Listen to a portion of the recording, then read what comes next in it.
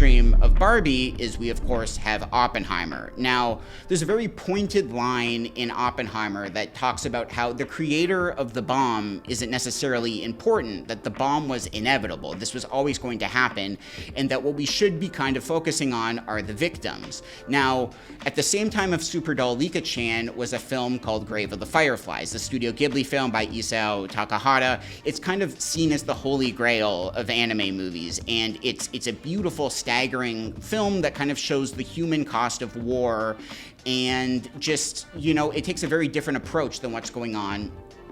in Oppenheimer. And what's interesting is Oppenheimer kind of focuses on the destroyer of worlds, but I think what's ultimately more important is to look at the worlds that have been destroyed instead. You have films like Grave of the Fireflies, another film called Barefoot Gen, and another film called In This Corner of the World, and they all look at the human cost of war in a way that can kind of get neglected in Oppenheimer and other North American films and movies and in television that are tackling the atomic bomb, that can be so focused on ego and hubris, whereas these anime versions of it, they're more interested in innocence, loss, kind of perseverance, and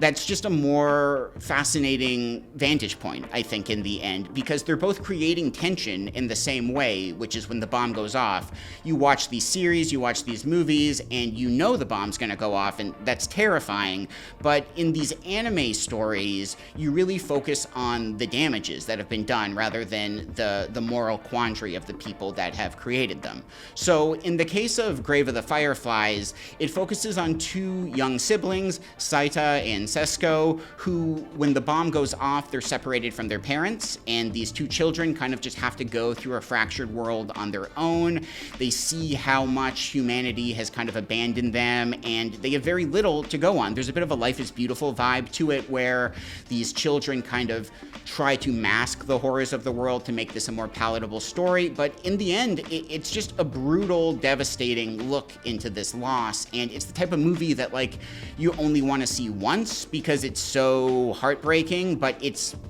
revered as one of the greatest anime films of all time for a reason. And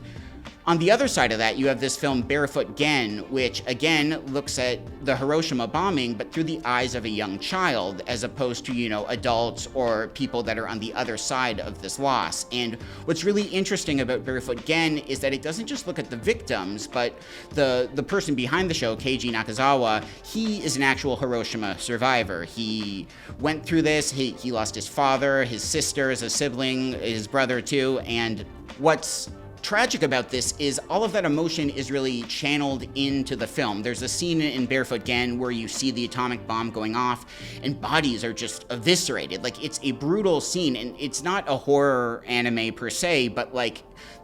the sequence is one of the most terrifying things I've seen in an anime. It's arguably more evocative than anything that's in Oppenheimer, and it hits so well because it's coming from this place of the victims, and it's important to not sugarcoat that or hide that, and it hits as hard as it does because it wants you to kind of feel this loss in a very visceral way. There's another more recent anime film called In This Corner of the World, and what it does is it follows another young adult who's a little older named Suzu, who grew up in Hiroshima, but she gets married and she's able to get out of the community a little. But what it does that's different is it builds tension leading up to the bomb going off, but it also follows afterwards. And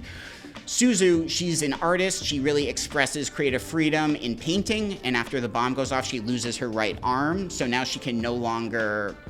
express herself. So it's a very brutal story of just this person who isn't just reckoning with the changed world, but also how she can kind of be the person she used to be and still find creative fulfillment, even though she's lost a physical part of herself. And in Grave of the Fireflies, the characters don't make it out of the story alive, but in This Corner of the World, in Barefoot Gen, you get these really powerful stories of perseverance and how, despite these tragedies, people can find a way to move on and to still find connection and to, still celebrate beauty in a world that might seem like it's void of that. I mean, even Gen in Barefoot Gen translates to source or roots, and the kind of impetus there is that the film is supposed to be setting up an inspirational figure for a post-nuclear bomb war, and just a world where people can walk comfortably barefoot on Hiroshima soil and not feel like it's haunted, that there is still hope for the future. It's one thing to kind of just push these films on people, but I do think it's important that people are aware of this side of the story as well. Oppenheimer is a great film, but it's very myopic in its presentation, and it has its own reasons for doing that. But what's interesting is by hiding these tragedies, it's much easier to forget them in the long run, and Grave of the Fireflies, Barefoot Gen, and In This Corner of the World, they make sure that these things aren't being forgotten. They're presenting it to audiences in a way that makes sure that they remember. And that's not to say that you should watch these movies instead of Oppenheimer, but instead watch them together. If you've seen Oppenheimer a lot of times, watch them with Grave of the Fireflies, watch it with Barefoot Gen, and what it's going to do is ultimately give you a fuller picture of what went on here. You get the full story, much like with Barbie. Barbie, you get this interesting story of corporate greed and synergy and empowerment at the same time, but if you watch it alongside Super Doll Lika-chan, you can see that this isn't specific to Barbie, that this kind of cycle has been going on. In the 90s, we had this anime Barbenheimer, now we have it with Barbie and Oppenheimer, and that it very well could happen again down the road, that this